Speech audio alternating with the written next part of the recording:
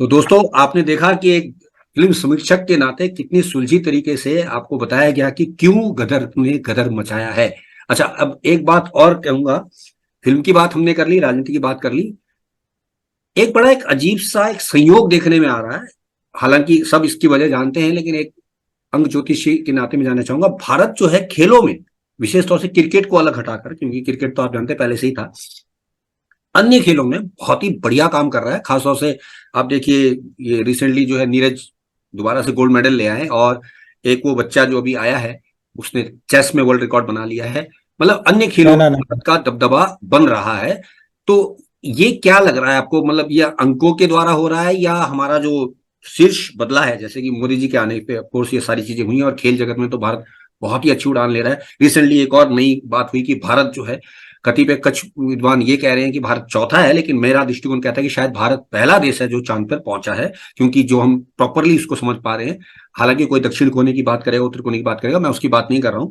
मैं as a भारतवासी समझूं अपने को, या देशभक्त समझूं, तो मैं ये मान के चल रहा हूं कि भारत पहला मुल्क ऐसा है जो चांद पर पहुंचा, और मात्र 16 किलोमीटर प्रति रुपए के हिसाब से पहुंचा है, जो कि ऑटो के खर्चे से भी कम है।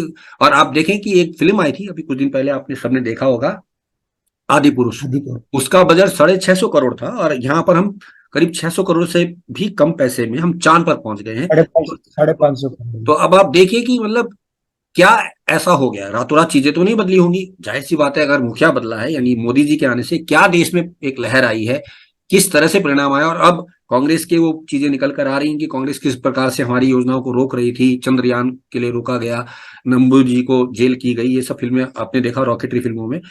मैं सिर्फ एज ए भारतवासी बात करूं तो खेल में एकाएक परिवर्तन क्या अंकों के द्वारा हो रहा है, या सिर्फ शीर्ष नेता बदलने से हो रहा है, या लोग जागरूक हो रहे हैं, माँ बाप अपने बच्चों को खेल की तरफ डाल रहे हैं कि नहीं, इसमें भी फ्यूचर नजर आता है, क्रिकेट के अलावा भी। क्योंकि आप देखिए, वो शायद 19 साल का या उससे भी छोटा लड़का है जिसने हमें चेस में वर्ल्ड चैंपियन को टाई ब्रेक के दे रहे हो। ऑफकोर्स वो सेकंड आ गए, लेकिन बराबरी रखी उस बच्चे ने। नीरज की तो आप जानते हैं, बहुत ही छोटी उम्र के अभी हैं वो, 20-22 साल का जवान, और इस कदर वो छाया है कि वर्ल्ड में उसकी गिनती, मैं समझता हूं कि वो, यहां तक कहा जा रहा है कि महाराणा प्रताप के बाद किसी ने किसी भाला उठाया है तो वो नीरज ने उठाया है, और ये वाकई है। उनके बारे में मैंने पिछले दिनों पढ़ा, तो उन्होंने लिखा है कि 19 स्पर्धा में उन्होंने भाग लिया, 15 में गोल्ड मेडल जीते हैं, 3 में सिल्वर और एक में उसको तीसरे ब्रॉन्ज स्थान मिला है। और इस बार तो गोल्ड मेडल उन्होंने ले लिया, और अब आज पेपर में आया कि उनका टारगेट 90 मीटर का जाएगा, क्योंकि 88 को रिकॉर्ड तोड़ना चाह रहे हैं। तो मैं एज ए भारतवासी कहूंगा, या जो से कहूंगा, आपसे अंकों के आधार पर जानना चाहूंगा कि क्या पिछले 10 सालों में ऐसा हो रहा या हो गया कि एकाएक भारत खेलों में भी झंडे गाड़ रहा है। ऑफकोर्स अन्य फैक्टर भी हैं, लेकिन मैं सिर्फ खेल को इसलिए ले रहा हूं कि भारत को हम अब तक ये मानते थे कि हम उस खेल में जा ही नहीं सकते, हमारा क्रिकेट के अलावा कोई भविष्य ही नहीं है, वगैरह वगैरह। लेकिन यहाँ पर देखो, महिलाओं ने अच्छा प्रदर्शन किया, हॉकी में हम लोग बहुत अच्छा कर रहे हैं, बैडमिंटन में, टेनिस में ऑफकोर्स, और अब तो एक इसमें भी हमारा नाम हो गया। तो मैं आपसे इस दृष्टिकोण से जानना चाहूंगा कि क्या ऐसा लग रहा है, कि क्या ऐसा हो गया एकदम से? देखिए, सबसे पहली बात तो ये कि हम भारतवर्ष की स्वतंत्रता से गणना करते हैं, जी। यानी 15 अगस्त। जो एस्ट्रोलॉजर ये कहते हैं कि सब 5,000 साल पहले की ये कुंडली है, 10,000 साल पहले की, 1 लाख वर्ष पहले की, वो सारी बातें हैं, मैं उन सब का सम्मान करता हूँ। पर चूंकि मेरा विषय एस्ट्रोलॉजी नहीं है, और मेरा जो विषय है उसमें जो दिनांक है तो स्वाधीनता के दिनांक से ही ली जाती है, इसलिए मैं वहीं से गणना करूंगा। पहले तो मैं स्पष्ट कर दूं, क्योंकि वैसे तो भारतवर्ष की सही सही आयु तो शायद इस सृष्टि का जो खंड है इसके साथ से ही देखी जाएगी, तो वो सब तो फिर गणना कर नहीं पाएंगे। 15 अगस्त 1947 के हिसाब से 70वां वर्ष देश को आरंभ हुआ था 15 अगस्त 2016 को। 7 का अंक केतु का है। 70 यानी 7 का दशक आरंभ हुआ, 70 का दशक यानी 70 से 79वां साल। असल में ये इंडिविजुअलिटी का वर्ष है। दूसरा स्त्री अंक है, महिलाओं का है ये दशक। तो इंडिविजुअल जो खेल है, व्यक्तिगत स्पर्धाएं जो हैं, जिसमें एक दो आदमी दौड़ते हैं, चार दौड़ते हैं, चार को हम टीम मानते हैं, लेकिन वो टीम नहीं है, रिले। रिले वाली टीम नहीं होती है वो, क्योंकि एक साथ चार नहीं दौड़ते। एक दौड़ता है, फिर वो बैटन पकड़ाता है, फिर दूसरा दौड़ता है, फिर बिल्कुल बैटन पकड़ाता है, फिर तीसरा दौड़ता है, यानी एक वक्त में एक ही दौड़ता है। तो बैटन रिले वाली 4x400, 4x400 वाली को भी हम इंडिविजुअल कहेंगे। एक तो इंडिविजुअलिटी का है केतु, 7 का अंक हमारे यहाँ अंक ज्योतिष में, और ये चलेगा 79वें वर्ष तक। 79वें वर्ष का मतलब ये कि 32 तक चलेगा। उसके बाद शनि आएगा, अंक 8 का वर्ष, वो चलेगा 10 साल, यानी 2042 तक। 8 हमारे स्वाधीनता का भाग्यांक है। भाग्य का मालिक बैठा है भाई, मामूली बात थोड़ी है कोई। तो आप तो बात कर रहे हैं पिछले 5 वर्षों की, मैं तो कह रहा हूं कि 16 से 2049, 2049 है ना, वहां तक। 2000 कितने हो गए आप देखिए, 80 साल का पूरे होंगे, 89 साल पूरे होंगे हमारे, 47, 2047, 46 तक जो है, 46 तक, यानी आज के हिसाब से भी 23 बरस और पड़े हमारे देश को ये सब उपलब्धियां देखने के लिए, उत्तरोत्तर बहुत और आगे से आगे। तो असल में क्या होता है कि ये जो वर्ष है, यानी 80वां वर्ष भारत को जब आएगा, 89 वर्ष, तो 89वें वर्ष में अभी हमारे 15 वर्ष बाकी है। हाँ, तो 2038-39 तक, यानी कि अभी 15-16 साल हमारे देश के लिए ऐसे हैं।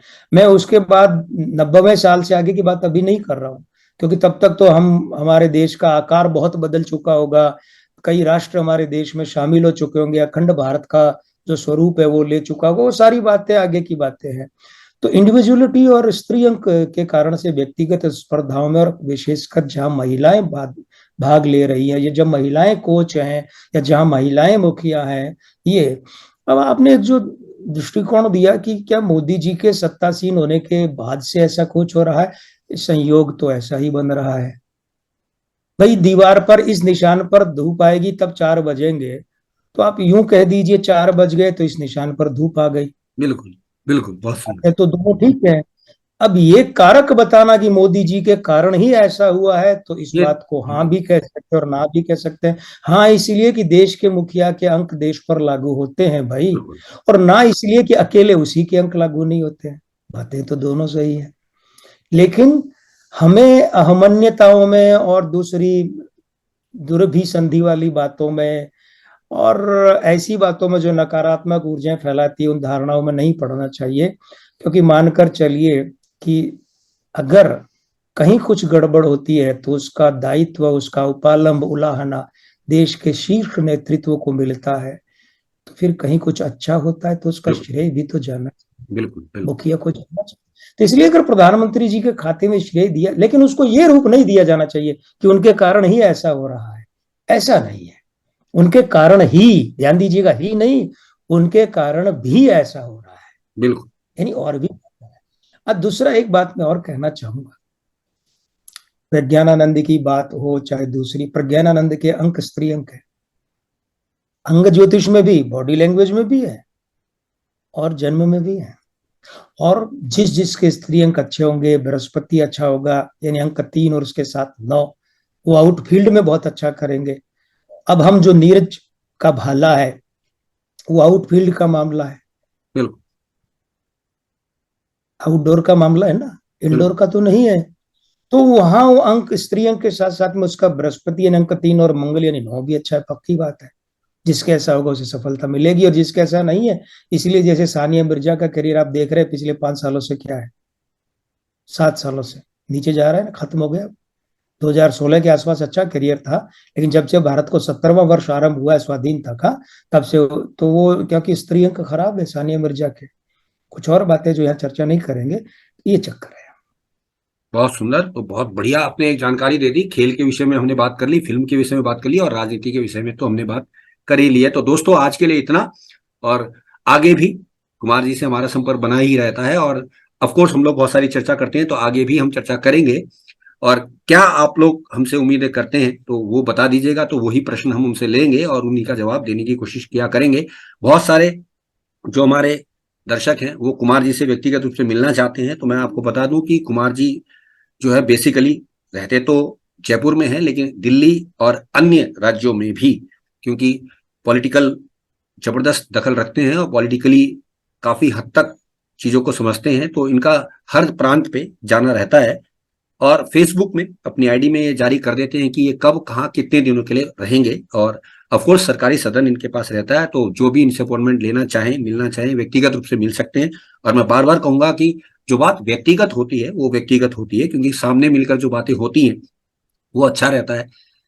हालांकि फोन पे तो कंसल्टेशन आपको मिल ही जाएगी, और अगर आप ज्योतिष या अंक ज्योतिष सीखना चाहते हैं या कुमार जी की किताबें चाहते हैं जो कि अंक ज्योतिष में इन्होंने बहुत अच्छी लिखी हैं, ऑफकोर्स मुझे भी इन्होंने पुरस्कार स्वरूप दी थी, मैंने पढ़ी हैं, बहुत अच्छी जानकारियां हैं उसमें। और जो अंक ज्योतिष के छात्र हैं, जो सही तरीके से समझना चाहते हैं कि अंक ज्योतिष कैसे काम करता है, चलित अंक क्या है, किस प्रकार से हमें लोगों को समझना है, देखना है, बिल्कुल सटीकता के साथ आप उन किताबों को मंगाइए, उनको पढ़िए, और जो कोई डाउट है तो आप कुमार जी से डायरेक्ट बात कर सकते हैं। ऑफ कोर्स इसके नीचे मैं फोन नंबर भी दे दूंगा और उनकी ईमेल आईडी वगैरह भी आपको बता दी जाएगी। तो आज के लिए दोस्तों इतना ही। आप सबने हमें सुना, आप सबका धन्यवाद। नमस्कार।